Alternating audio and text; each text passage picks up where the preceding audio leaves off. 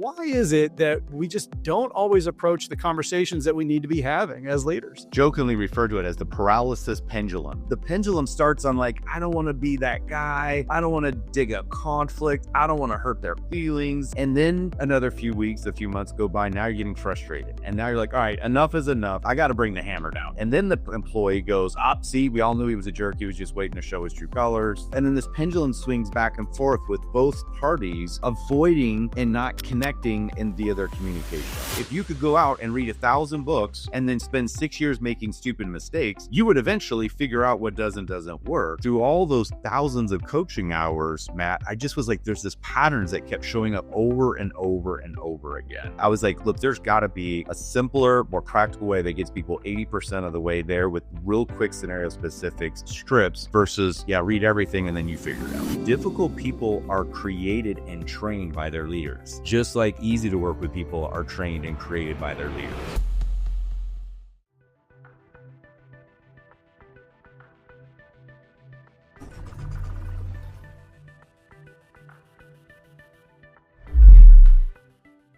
My very special guest is a passionate practitioner and educator of leadership.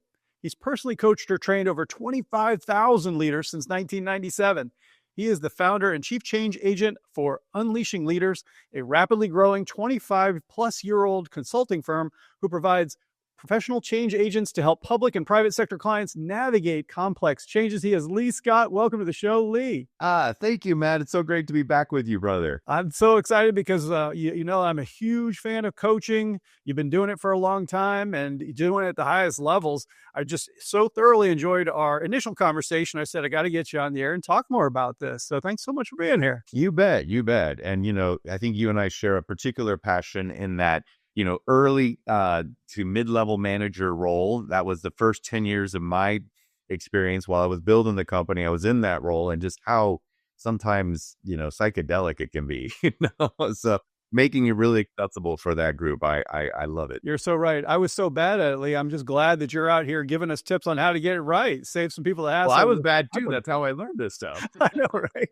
It's so amazing how we promote people into these positions and don't necessarily, you know, think through or at least give them the support that they need in terms of training and leadership development. The least we can do is give them the type of coaching to help them, you know, show up as well as they can for their people and to support the mission. That's for sure. Yeah. I mean, Matt, if you don't mind, I'll kind of set the table a bit in the sense of, you know, I think the typical experience, and we all act surprised by it, but it's so normal. You know, we get promoted into a position of supervisory responsibilities because maybe we're more technically proficient. Maybe we had a little more experience. Maybe we were just more naturally motivated. Right. And so we move up. And then the things that work for us, we're surprised don't work with how we communicate to our new team members. Right. And then we're like, man, what's going on? And it's like leadership is a different skill set. You know, it isn't just, you know, being good at a thing. It's knowing how to help others be good at a thing. And that is, it's got to pair up. It's different. It is totally different. And I think a lot of times when we make these promotion decisions, we're like, geez, think about how much better things will go if we make this person a manager. Everything will be awesome. And then immediately they're the weakest manager in the whole business because they, you know, it's all new. And a lot of times they still want to cling to sort of what they were most proud of and the thing they were naturally good at. So that, and they're in this player coach kind of role too, which is, it's devastating. But I'm so glad that we're talking about it today. And in our conversation, we really talked a lot about one specific series you have called the Leadership Conversation Series. You provide so many great tools to your clients and really helping them. And it's not just about conversation. And then you're like, what did we talk about again? You give them tools, which is amazing. And that's why I really love this Leadership Conversation Series. And it obviously is built around the fact that as managers, we don't always have the tough conversations or the ones that we need to be having. So my first question for you, Lee, why is it that we just don't always approach the conversations that we need to be having as leaders? Yeah, I kind of, you know, jokingly refer to it as the paralysis pendulum, right? Because, you know, we step into that role and, you know, maybe we had some bad leaders in the past that micromanaged us or crawl up in our grill. So we don't want to be that bad boss, right? And so we, you know, we assume positive intent. We do all these great things and we give some guidance, you know, to our team members, but we give guidance the way we would receive the guidance, already knowing how to do it, already having a level of expertise. And so we're trying to be nice, share some high level direction, get after it. And then our team members maybe don't have the context. Maybe they don't have the same inherent level of motivation that we brought to it, to the role. That's why they didn't get promoted, right? But they don't let you down. So they're like, yeah, sure, I got it, and you're like, and so we assume that communication has happened. And then they go and they try, and a few weeks later, it's partially there, but not quite. And you're like, I don't want to be ticky tacky. So the pendulum starts on like, I don't want to be that guy. I don't want to, dig up conflict. I don't want to hurt their feelings. This will just work itself out. And then another few weeks, a few months go by. Now you're getting frustrated, and now you're like, all right, enough is enough. I gotta bring the hammer down. And then the pendulum swings to this other extreme, and you're like, look, you're doing this wrong, you're doing this wrong, you're doing this wrong. What the heck is wrong with you? You got to get your act together. I can't keep doing this. And then the employee goes, see, we all knew he was a jerk. He was just waiting to show his true colors. They get all defensive, right? And then they don't take your feedback and go, oh, well, thank you for finally clarifying for me. They're like, you're just a jerk. And then this pendulum swings back and forth with both parties avoiding and not connecting in via their communication. And I think it starts with good intentions. At least I know it did for me. And then it just spirals out of control until we're just like, how did this happen? It's like a lot of relationships end that way, right? You start dating, everything seems great, but that one thing kind of annoys you, but you're cool with it at first, and later becomes like, oh my God, if you ever do that again, I'm going to die. So I think that's what ensnares leaders in this crazy cycle. You're really hitting on the emotional aspects on both sides. And I think it's so true. You've just nailed it 100%. I hear from leaders all the time.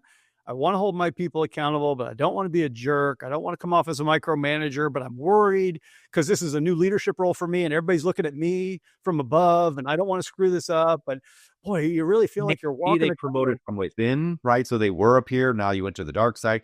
Maybe they came outside. So you're trying to earn some credibility. I mean, I think leadership, we always think of it as a position. Really, it's more of the relationship, right? It's between two people. It can go both ways. But if we don't get that in sync, then we unintentionally frustrate each other. Super well said. And like you said, it can kind of boil over when those emotions build up and the frustration builds up and we've held our tongue as long as we can. Now all of a sudden we might, in the heat of the moment, say something in a less, let's just say a less sort of skillful way than we might like. And then all of a sudden we're kind of backtracking from that and rebuilding trust or rebuilding a relationship. Brutal. But let's continue on this theme. Just one last thing on that. Like, let's be honest, you got promoted because of your proficiency, not because you're a licensed psychotherapist, So, right. And again, what works for you, but people are such a broad array of differences. I think that's where a lot of those, different, profiling and character type tools like PI, like MBTI, like DISC, it helps you. But then the challenge is, and so this is where the genesis of the Leadership Conversation series came from. It's like, okay, yeah, I have a degree in leadership. I'm passionate about it. I've studied this since I was 13 years old. I've read 1,000 books. I mean, this is only a part of my library, right? And so, yeah, you too, if you could go out and read 1,000 books and then spend 6 years making stupid mistakes, you would eventually figure out what does and doesn't work. And through all those thousands of coaching hours, Matt, I just was like, there's this patterns that kept showing up over and over and over again. So that really was what generated the LCS. And we can talk more about what that is, but that I was like, look, there's got to be a simpler, more practical way that gets people 80% of the way there with real quick scenario specific strips versus, read everything and then you figure it out. Yeah, I want to dig into that in a second, but there's one other thing that's really important at this part, and you really moved me with this one too, is we've been talking a little bit about the emotions, but I think at the same time, I see a lot of times that we have leaders who approach situations not with a solid understanding of their own limiting beliefs.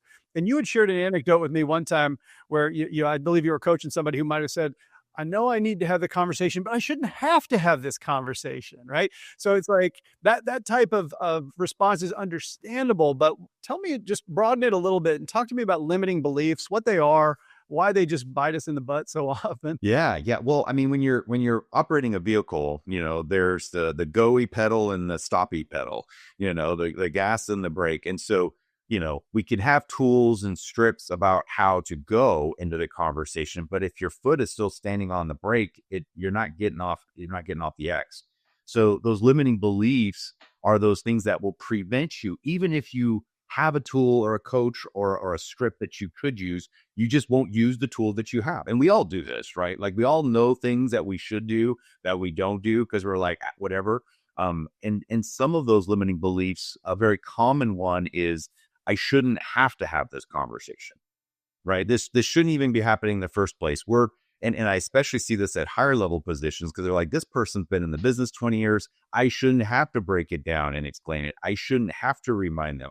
So then frustration grows. And so then you avoid the conversation because you shouldn't. And then when you do it and you blow up. And so that's a really devastating limiting belief versus just saying, as a leader, my belief is I'm here to show up with whatever this team needs. And if it needs me to politely remind, I'm going to politely remind. Now I'm going to try to move them towards something. I have the decision whether I want to keep this person long term or not. But right now, if this is what they need and I want to get it done, do it. Right. If they need me to be a little grumpy, if they need me to, follow up with them, if they need me to do a side by side red line review, I don't care if they're a 20-year veteran. If that's what it's, so to me, it's like going to your car and you're like, I want my car to go and the car needs that key. And you're like, look, you know me. Like we've made the same commute or the same route to school for 15 years. Why do you still need me to put the key in? Like, I mean, come on, don't we have an established relationship now? And the car's like, dude, I don't care. If you don't put the key in, I'm not taking you where you want to go. Now nowadays it's a phone or a fob or whatever, right? But I think as a leader, you're just like, put the key in, man. Stop arguing about it. Yeah, 100%. And I think a lot of times, I know in my early leadership style, if I had that thought of, why do I have to have this conversation? I'll think to myself, I already told you this once about 5 weeks ago, and I never wrote it down. I just said it in passing, but I expected you to pick up on it. Like, well, who are you think you're managing here? Like, what's happening? Mind readers, exactly right. Because I like to talk things out. There's only 3 skills I'm looking for: the ability to read minds, predict the future, and bend time and space. That's all. That's really all a guy wants, Is that too much to ask? Right, exactly right. And I think it was only, you mentioned a little bit earlier, when I had the epiphany that, as I should have been obvious, not everyone's like you, and you're not all that great anyway.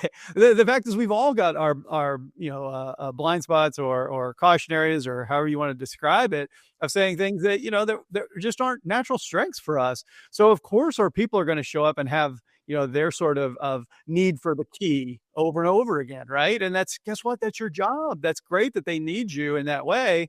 Now, if it's a corrective issue and you're like, okay, we can't be having this, find another way. But, for the most part, don't begrudge the fact that you have to be a leader. Like you get to be a leader, right? As long as they're there, you're doing what you can to get to what they need so they can do what you need. That's the fun. If you decide that it's not worth it, well, then yeah, move to progressive discipline and removal. Great. But it's, I coach a lot of youth sports, Matt. And it's the same. It's like, I look at some of those kids like, man, I wish I had, a different kid. I wish they had different skills, I wish my kid was more like that kid, right? Whatever. And you're like, look, this is the team you got, and they're the team that's on the field today. And if what they need in that moment is X, then give it to them. But that's the big one. Another one, though, is folks maybe that's not the issue. But they'll have another belief. It's like, well, but they're not going to listen to me, right? Or they're not going to respect me because fill in the blanks. I'm too tall. I'm too small. I'm too young. I'm too old. I'm too woman. I'm too man. I'm too whatever. Right. And so that's another thing that says like, hey, it's all the pattern of I'm not qualified enough, or I'm not good enough, or I don't have the right stuff to be able to be effective in this conversation. And I think that's the second, that's that imposter belief. And that's also devastating. You got to be able to say, look, they're the employee I got now. I'm the supervisor I am now. We are who we are. Let's make the best of what we have, versus wishing we had something else. Like that's just silly to wish you were in a parallel universe that you're not in. That's right. Yeah, no, I definitely agree with that. I've succumbed to that on many occasions, and I've had the good fortune to research and write a little bit about things like self-awareness and self-acceptance, and really understand that it's okay to have limiting beliefs. You just have to raise them to the surface. You have to examine them pretty critically and understand the emotion that goes along with it. And yeah, you should do these things because you want to show up the best you can for the people who are counting on you, both for their own welfare, but also to deliver the mission and all these good things. It's important, powerful work, and it's very natural. But I think one of the things, Lee, that we're talking about here is that we've got the emotions, we've got the limiting beliefs. It's already sounding like a pretty, real challenge, but let's throw in the added notion of context. Context matters, situations matter. And this is why I really, really love your leadership conversation series, because you break it down by very specifics. You've organized it by things like the employee life cycle. We talk to brand new people on our team very differently than when they've been with us for 15 years, but also different relationship situations. I want to dig into one that you brought up with me that I just absolutely love. What about delegating to somebody who's a slippery fish, you called it? We've all had somebody on our team. We're like, wait, what just happened? How did you pull this mind thing? What's going on here? Tell me more about what it's like. On Tom, right? Yeah. Yeah, tell me more about what it's like when you're delegating to somebody who's a slippery fish. Sure, sure. Well, I'll start by just acknowledging. I appreciate. Yes, the context is so important because there's all these great tools out there, right? Situational leadership, principle centered. This, Lencioni's, team dynamics. There's all these great tools, right? But you got to be able to zoom in, and it's kind of like for me, if I'm having a problem with my garbage disposal, right? It's like if I can go find the manual and it's written in some cryptic, esoteric whatever. No, I'm going to a YouTube video. I'm going to watch a 5-minute clip that's going to say, well, it might be this, and that might be at 80% of the time. And if that doesn't work, yeah, then get professional help. Right. So that's what these videos are, right? They're 5 to 10 minute little snippets that say in the context where, all right, you've assuming you've properly onboarded them. Because to your point, if you didn't do that, it's going to be really hard to delegate to them. You got to now go clean up the mess that you started with by not establishing proper roles and responsibilities. Right. And then when you're in it, okay, this will get you 80% of the way there. And then, yes, it's very different when you're delegating to somebody that is a novice veteran, and it's very different versus somebody who's an eager beaver and willing versus somebody who, like you said, is that slippery fish. So what I find is that if you recognize you're in that context, you're in that situation, don't begrudge it. Don't get mad at yourself for it. Don't get mad at for them. It's just saying this car needs this key. And so what is that cut and the shape of that key to get this conversation going again? And the fundamentals are still there, but you have to have a little bit more Tai Chi jujitsus to navigate it. But yeah, what part of that do you want us to zoom in on to share with our listeners today? Give them a taste. Well, yeah, and I'll double click on something you said there that's super important. I think when you look at people who are experienced leaders, sometimes we look at them and it looks like art, like just magic. Like, how did you know? Like, how did you know that's exactly what that person needed at that time? And it comes with experience. But if you want to fast forward that process, you've given us tools that are now aligned with very specific situations that's kind of done some of that ferreting out and can accelerate that process.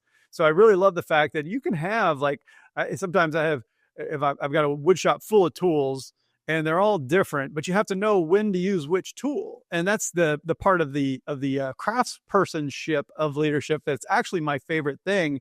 But it's hard when you're first starting out, you're super busy and you're kind of a little overwhelmed. I love that your series now says, well, if you are in this situation, this is the video for you. That cuts out a lot of the guesswork. It's like this algorithm we build over time, and you're like, okay, well, I know how to do this wood cutting thing. And you're like, oh, wait a second, I can't get this angle. This tool's not going to do it. And you're like, well, that's why you have this little jig that does this, and then boom, boom, it makes it so easy. And you're like, and then you add that to your tool belt. So yeah, one of the ones about when you've got a really slippery fish, there's things you would have to do you wouldn't normally have to do with somebody that's not. So if you and I are squared away and we're getting after it, I could say like, hey, Matt, go hunt this down, get her done. Right. And you might have a question or two about like, Lee, is this nighttime, daytime? What's the details? I'm like, yeah, here you go. And then we're off and we're running. Like, cause we're good because we have trust, we have rapport, you have motivation. When you're dealing with this Teflon Tom or a slippery fish, you might do something like this, for example. The order of operation is I say like, hey, this is our shared goal. This is what needs doing this is the outcome we're going after. Right. So I'm backing up a little bit. I can't just go straight to the, go for task X. I got to provide a little bit of here's our goal. This is why we're doing this and why it matters. With you and I, I've established the why enough times. I don't have to repeat that anymore. But if he's missing that cut of the key, I got to back up and provide a little bit of the why are we doing this? And then instead of me going straight to this is what you need to do, I'll do a step where I'll assign myself work first. Because as a leader, if you ever want somebody else to do something, you got to go first. So I'm like, Matt, this is what we collectively need to do, right? My part in it, I plan on getting these resources in the right positions. I plan on pre-dosing this particular spicy stakeholder so they don't bite our head off. I'm going to provide these tools and templates, and I'm going to provide some examples. So now we're very clear when I say we need this, I'm saying what Lee is going to do. I have modeled the way. I have illustrated that I'm going to take accountability and responsibility. There's these mirror neurons in people's brains that when somebody does something else first, there's a acceptance, true psychopaths, there's this desire to reciprocate, right? It's like, well, if you did that, now it's like I kind of owe you something, right? And I said, so Matt, based on your talents and skills, where would you best contribute here? And so again, instead of me telling you what it is, I'm going to ask you. Because if I tell you, you're going to play this game of yeah, but with me, right? Matt, you're so smart. You're good looking. You've got great taste in your clothing. You would be perfect for this. He's like, yeah, Lee, you're right. That's all true. But, on Tuesdays, I've got poker and yoga, so it's not going to work for me, right? So I'm going to invite you to say, hey, what do you see you want to contribute? And he's going to be like, I have no skills or talents to contribute. Like, it's going to be hard for his ego to say that. He's going to say something. And I'm like, yes, that would be great. And what else? And what else? So I'm going to do what I can to pull it out of you. Because if you say it, your ego won't fight you. If I say it, your ego will fight me. Even if I'm like, Matt, here's a winning lottery ticket. Like, no, Lee, really, it can't pop. Like, you argue with me. And I'm like, dude, this is a winning lottery ticket. Those defensive types will do that. So those are a couple things they do. Re-clarify the why. I assign me work first, then I invite you to assign work. And if we're still missing something, then I'm going to say, okay, and I really need you to do a solid here. I need you to do this part also. And then we could talk about the yeah, buts there, but I've now bypassed many of the yeah, but arguments that would have otherwise happened. Yeah, well, something that comes to mind for me too is that it sounds like a lot of extra work, but in reality, it's not. When you think about leadership is leverage, and it doesn't mean that you automatically get people who know exactly what you want and are going to just totally give you back your time. You do have to make that upfront investment, and especially if you want it done the way that you want it done. But I think, like, as an example, is you're developing capabilities into people. So let's say, for example, that you have to interview customers and find out what they think about your new product or service. And you've done it a million times, but they haven't. Well, go first. I love what you're saying, Lee, and I agree with you 100%. As leaders, we have to go first. And so, go first, do the work, provide the template. But what you're going to gain from that is eventually they're going to feel confident being able to do it, and they can lead that for the next several months and if not years. And now that's where you get your leverage. So it's not that you get your leverage with no effort, but you do get it back. So don't begrudge the fact that, well, I shouldn't have to do this. I know how to do this. Why don't they know how to do it? It's like, because they haven't been in the game like you have. Why do you think you got promoted? They weren't born with certain things that you have, whatever, right? You've got, and when people say things like that takes too long or whatever, I always go back to compared to what and according to who. Like, what is the alternative, right? So I go, okay, I just say, Matt, go do it. And you go, sure, boss, jerk. And you walk off and you don't do it, right? So now how much time is that going to take us to clean that up later, right? How much frustration and time am I going to spend needing to write you up and say, this, that, and the other, and then you go to the union rep, and then we have this ultimate war that's going on, all of which is not interviewing and getting the information we need from the customers, right? That's pretty time consuming too. And then the other one is they say, well, look, it's easier for me to do it myself. Now, if you compare that in that one transaction, you're actually right. It is easier to just do it yourself that time. But then next time it's just you again. And you've rewarded them for being difficult, which is why they're difficult in the first place. Difficult people are created and trained by their leaders, just like easy to work with people are trained and created by their leaders. So they have learned how to get out of doing work and still get paid because their leaders rewarded that. So it's like, sure, it's easier for me to clean my kid's room, but if I keep cleaning my kids' rooms, I will be cleaning my kids' room until I'm dead. But if I hold the line now and I meet them where they're at and I invest in that now, one of two things is going to happen. A, they're going to get better, which is going to make less time for me, elevate their capacity. That's what you're describing. And then that will pay dividends forever. Or B, they will continue to resist to such a degree that it's insubordinate. And then I get them the heck off the team. But now I've got amazing documentation. So when I do go to HR to excise this demon, I can say, I provided the why, I coached, I provided opportunities, I modeled. They said they would do it. They agreed to this. This wasn't me being inappropriate. Now, when I go to fire that person and that goes to court, that judge is going to love me. And then any attorney they try to come after me is going to say, you're going to lose this, man. It's not worth it. So either way, as a leader, you're either going to elevate them or you're going to excise them. But if you don't do the work, you can't do either. It kind of brings me to another limiting belief that I've seen leaders have. I've had it myself over the years. And that's if somebody doesn't do something exactly the way that you would, you look at it as if it's faulty. Well, their approach eventually, like if they don't interview that customer in my fictitious example the same way I would have, I have to ask myself, did it get the right result? Or am I just being uncomfortable with, well, you didn't do it exactly like I would do it? First of all, I'm assuming that the way I do it's the best or right. And I'm debating on the fact, like, now I'm still going to have to own that task forever. If I come in and say, I'm only comfortable if it's done, my way, instead of focusing on the result, saying, did we get the result? Did they get it in their own way? And plus, I'm going to destroy any autonomy they have, and their satisfaction with me as a leader is going to go down. So it's like these limiting beliefs, they show up all the time, and they're really, really dangerous. Eviction that'll happen because, maybe you were good at it because you innovated based on what was there. Like, so what's the next innovation going to be? And I don't want to stop that. Right now, I think it's, to your point, I would say it's both results and risk, because sometimes people will come to me and say, well, I got the same result. I'm like, yes, and this time, but you took on a tremendous amount of risk to get that result that may not pay out the next time.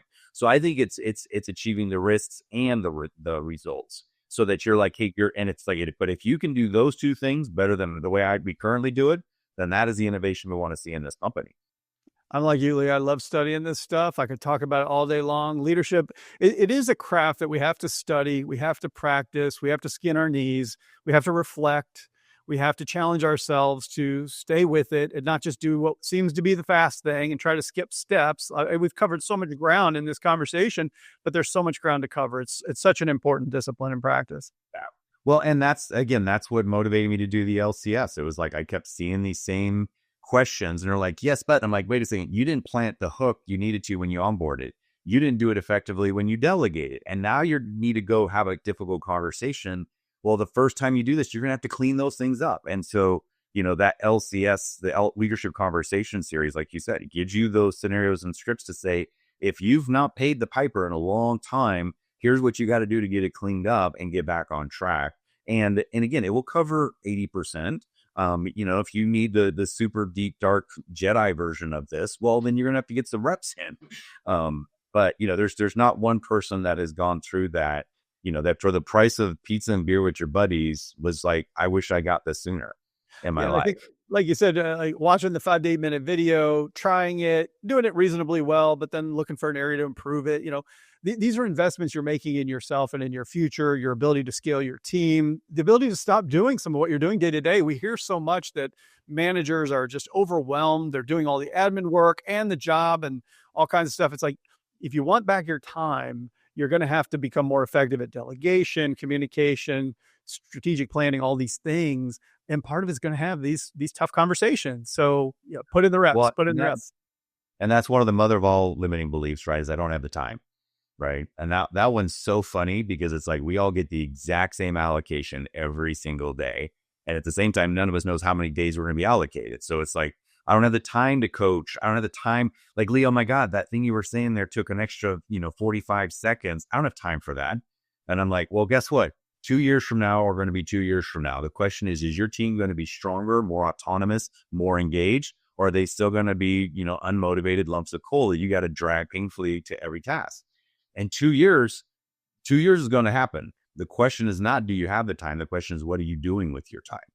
And I'd much rather spend some upfront 45 seconds or even 45-minute investments that they're going to pay me dividends for the next 2 years. Such great advice. Well, let me tell you what we're going to do with our time next. We're going to have a hard shift here. We're going to play a trivia game because I love to do this. It's like when I'm coming toward the end of the show, and I always like to have a trivia game. So it's called Are We Smarter Than AI? You and I are a team. We're going to have AI ask us a trivia question. And I saw in your background that you're a hobby rancher and farmer. So I took inspiration from that, though, and we're going to have a trivia question about ranch dressing. So close, not quite dead on, but close. So here it is.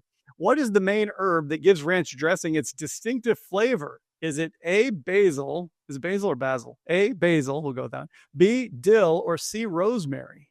Take your Dill. guess. We're going to Yeah. go with dill. All right. So, audience, if you're playing along at home, you can lock in your answer. What is the herb that gives ranch dressing its distinctive flavor? Is it A, basil, B, dill, or C, rosemary? We're going with B, and that is correct. It is dill. Look at that. Crushed it. I love that. Well, I have, rather than ranch dressing, I've got a much better question for you, Lee. Where can my listeners go to learn more about you and about unleashing leaders and about the Leadership Conversation Series? Yeah, absolutely. We'll check it out in the show notes for sure. Our main website is unleashingleaders.com. That's a great gateway to, our online courses, our consulting services, the whole 9 yards. And then LinkedIn is probably and YouTube are our best platforms. On LinkedIn, we're at, Unleashing Leaders is easily enough to find us there. And feel free to also hit me up personally on LinkedIn. I've been active on LinkedIn for many, many years as one of the early adopters. That's a great place. And then, now more and more than ever, check out our podcast. You were a guest on mine. I'm reciprocating to you. See, you went first. Now I felt compelled to serve you. The Unleashing Leaders podcast on all your favorite platforms is a great place for more of this types of nuggets. I love it. Listeners, I'm going to have those links in the show notes, just like Lee said. So you're only one click away from getting over and get connected to all the good stuff we've been talking about today. Lee, thanks so much for being with us. I've really enjoyed the conversation. Hey, Matt, that was a lot of great content in a short amount of time. Riding tight. I love working with you. And leaders, thank you as well for investing in yourself by taking the time to listen to these great tips from Lee.